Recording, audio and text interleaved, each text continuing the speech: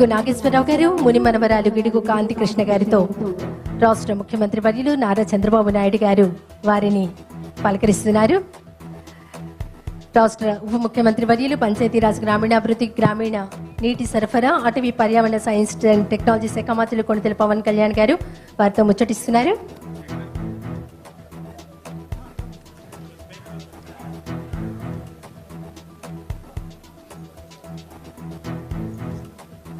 ఇప్పుడు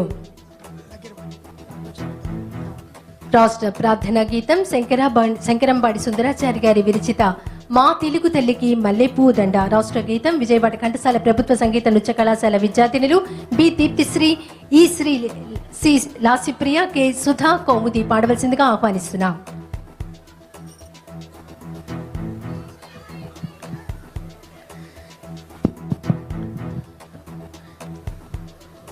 మా తెలుగు తల్లికి మల్లెపూ దండ, మా కన్న తల్లికి మంగళారతులు,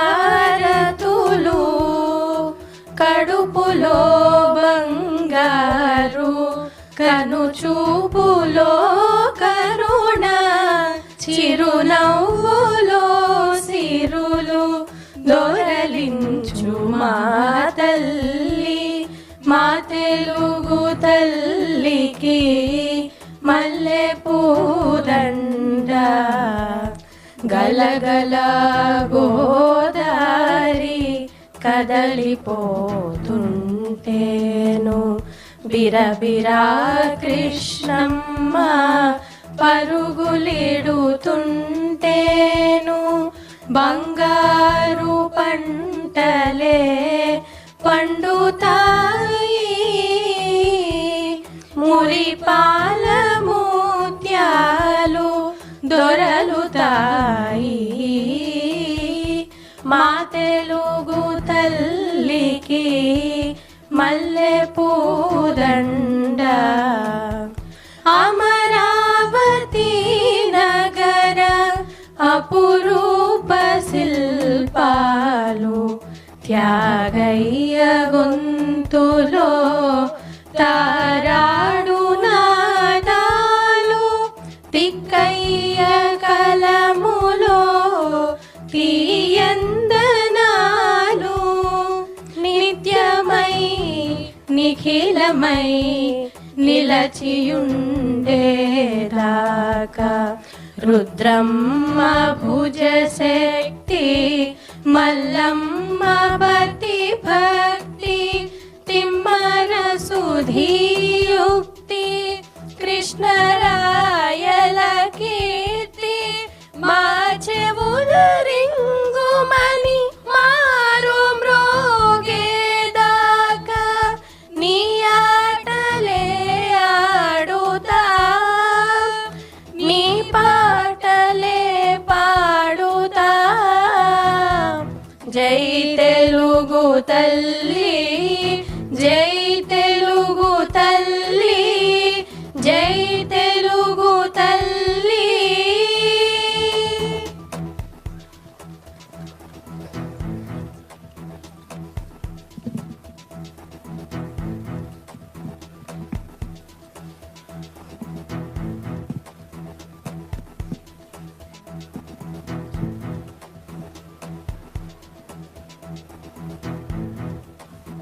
ధన్యవాదాలండి. రాష్ట్ర ఉప ముఖ్యమంత్రి వర్యులు పంచాయతీరాజ్, గ్రామీణాభివృద్ధి, గ్రామీణ నీటి సరఫరా, అటవీ పర్యావరణ మరియు సైన్స్ అండ్ టెక్నాలజీ శాఖ మంత్రులు గౌరవనీయులు శ్రీ కొణిదెల పవన్ కళ్యాణ్ గారిని వారి సందేశం అందించవలసిందిగా కోరుతున్నాం. వేదిక పైన ఆసీనులైన గౌరవ ముఖ్యమంత్రి శ్రీ నారా చంద్రబాబు నాయుడు గారికి హృదయపూర్వక నమస్కారాలు. పార్లమెంట్ సభ్యులకి, గౌరవ పార్లమెంట్ సభ్యులకి, శాసనసభ్యులకి హృదయపూర్వక నమస్కారాలు. తెలుగు భాష దినోత్సవం కోసం ఇక్కడికి విచ్చేసిన ప్రముఖులు, పండితులు, ప్రతి ఒక్కరికి పేరు పేరున హృదయపూర్వక నమస్కారం. అంటే మాతృభాష గురించి మాట్లాడుకోవాలి అంటే మన భాష గురించి మాట్లాడుకోవాలంటే మన తెలుగు గురించి మన మాతృభాష గురించి మాట్లాడుకోవాలంటే ఇంగ్లీష్ నేర్చుకోవడం తప్పేం కాదు. దాన్ని కూడా డెవలప్ చేసుకోవాలి. దాన్ని కూడా మనం నిర్లక్ష్యం చేయట్లేదనే దుస్థితికి మనందరం చేరిపోయాం. మన భాష గురించి మన భాష మీద మక్కువ కానీ మమకారం కానీ చూపించడమే పాపం, నేరం అయిపోయింది. దానికి కారణం మనలోని భయం. అది గత ప్రభుత్వం కొన్ని నిర్ణయాలు తీసుకోవచ్చు. అంతకుముందు ఎవరైనా సరే, ఇట్స్ నాట్ అబౌట్ ఒక ప్రభుత్వానికి కాదు, కానీ ఏ ప్రభుత్వానికైనా సరే బాధ్యత ఆంగ్లం ఇది ఒక సమాజంలో ఉన్న సమస్య అంటే ఆంగ్లం మాట్లాడకపోతే తప్ప వాళ్ళకి ప్రతిభావంతులు కాదు, మేధస్సు లేదనే ఒక దుస్థితికి మనం అందరం ఒక ఆలోచన ధోరణి చేరిపోయింది. దీనిని కొన్ని దశాబ్దాలుగా ఒక్కొక్కరు బద్దలు కొడుతూ వచ్చారు. మనకి తెలుగు వ్యాకరణంగా నేర్చుకోవాలంటే బాగా బాధాకరమైంది ఏంటంటే, స్కూల్స్లో ఉన్నప్పుడు కానీ తెలుగు అధ్యాపకుల్ని వెటకారం చేయటం, సరైన తెలుగు మాట్లాడుతుంటే దానివల్ల ఏదో ఒక కామెడీ, ఒక వినోదం కలిగించే విధంగా ఉంది తప్ప నిజంగా తెలుగు భాష తాలూకు ఔన్నత్యం కానీ దాని గొప్పతనం కానీ అది చాలా పాపులర్ దీంట్లో తగ్గిస్తూ వచ్చాం. మనందరం కూడా దీంట్లో బాధితులే.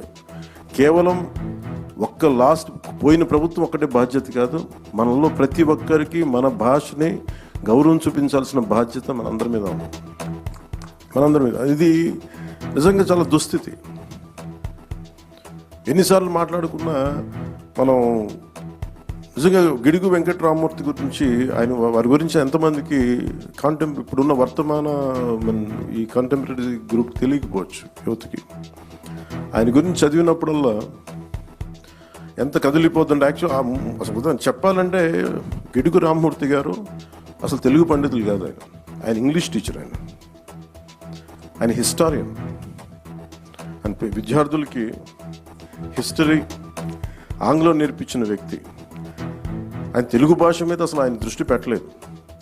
కానీ హిస్టరీ దీంట్లో ఏదో ఒక టెంపుల్కి వెళ్తే ఆ టెంపుల్ ఒక ప్రత్యేకమైన ఒక కలిపిన ఒక భాష పత్రాలు ఉంటే ఆ టెంపుల్ మీద అది అర్థం చేసుకోవడానికి ఒక ప్రయత్నం చేసి అప్పుడు ఆయన చదివి దాని మీద అది దీన్ని మరుగైపోయిన భాష, ఇది ఎవరు చదవలేరు, దేవతల భాష అంటే అది కాదని చెప్పి ఆయన నేర్చుకొని ఆయన మన లండన్ నుంచి కొన్ని మ్యాగజైన్స్ ఇంపోర్ట్ చేసుకొని పర్లాకిమిడి మహారాజు వారి సహకారంతో అవన్నీ చదివి అలా ఆయన పరిశోధకుడు.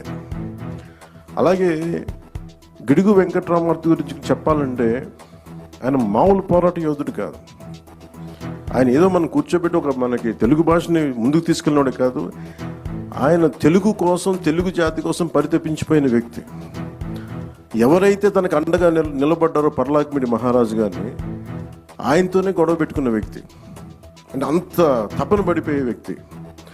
ఈ రోజున మనం గిడుగు వెంకటరామమూర్తి గురించి, మనం రామమూర్తి గారి గురించి తెలుగు భాషని వాడుక భాషలో తీసుకొస్తున్నాం అనుకుంటున్నాం, కానీ దానికంటే ముందు ఆయన సవర భాష కోసం ప్రయత్నం చేసిన వ్యక్తి. సవర భాష కోసం ఆయన ఎన్ని సంవత్సరాలు వదిలేశారు ఆయన జీవితాన్ని.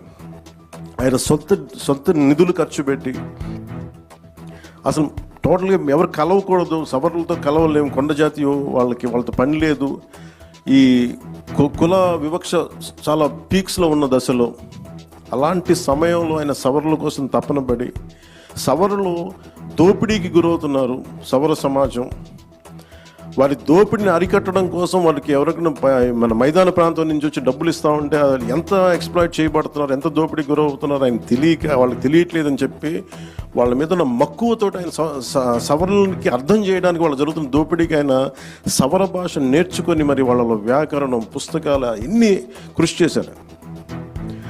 అలాంటి వ్యక్తి, అలాంటి మహానుభావుడు.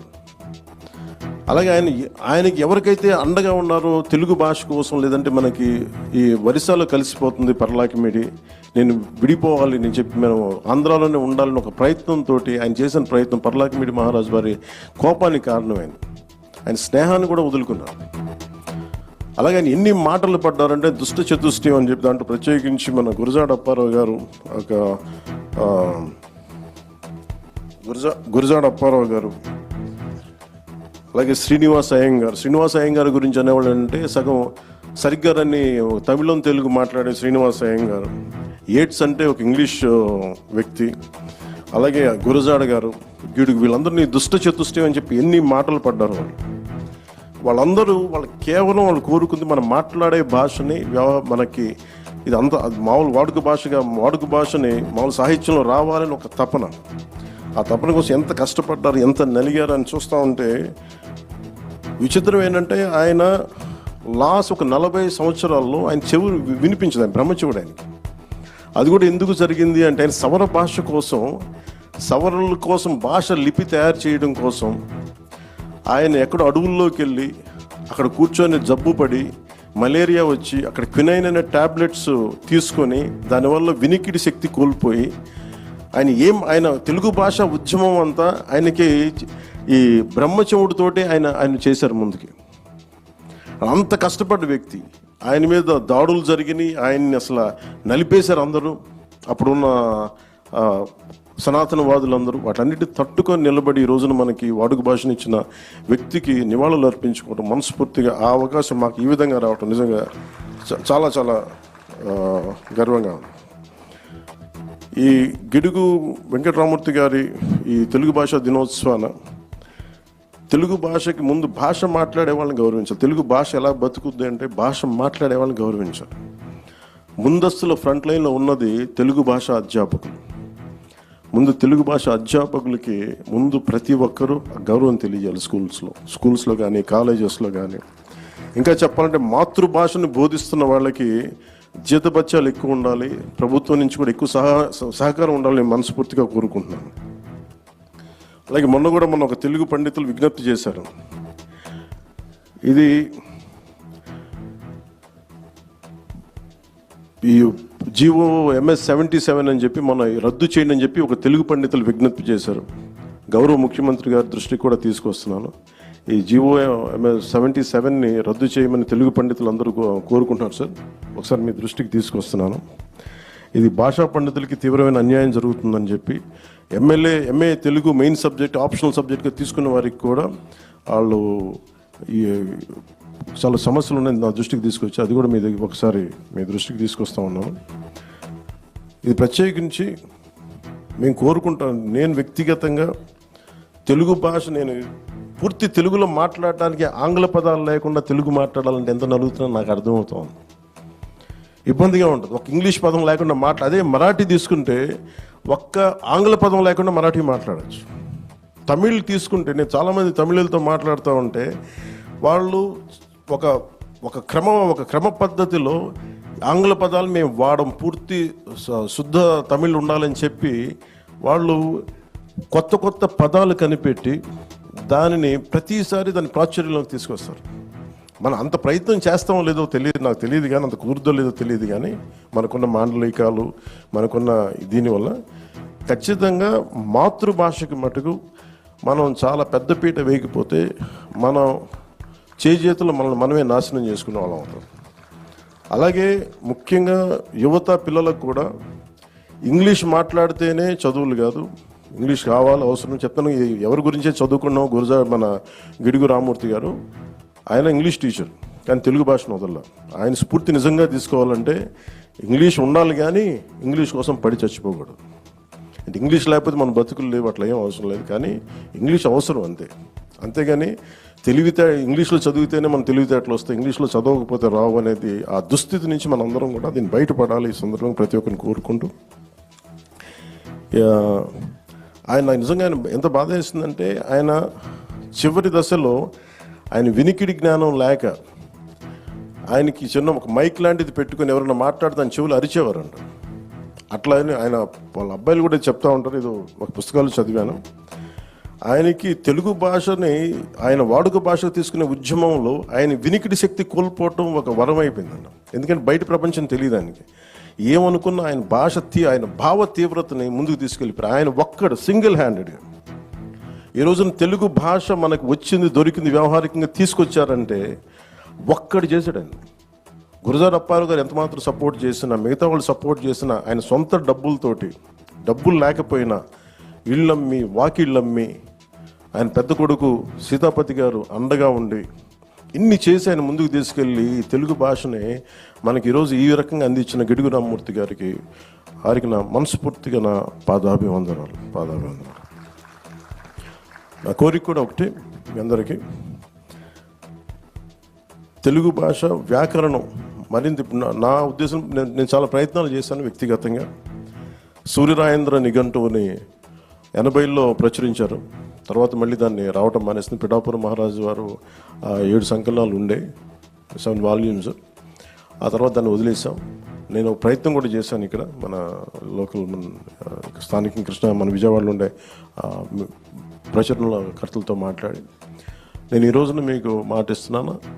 అది ప్రభుత్వం మన చంద్రబాబు గారి దృష్టికి తీసుకెళ్ళి, గౌరవ ముఖ్యమంత్రి చంద్రబాబు గారి దృష్టికి తీసుకెళ్ళి సూర్యరాయేంద్ర నిఘంటువు ఆయన ఈ భాషా దినోత్సవం సందర్భంగా ఈ సూర్యరాయేంద్ర నిఘంటువుని ఖచ్చితంగా ప్రాచుర్యం తిరిగి పునర్ముద్రణ జరగాలి. దానికి మనస్ఫూర్తిగా కృషి చేస్తాం, దాన్ని ముందుకు తీసుకొస్తామని మీకు మాటిస్తూ మరోమారు గిడుగు వెంకటరామమూర్తి గారికి వారికి కృతజ్ఞతలు, వారికి నమస్కారాలు తెలియజేసుకుంటూ సెలవు తీసుకున్నాను.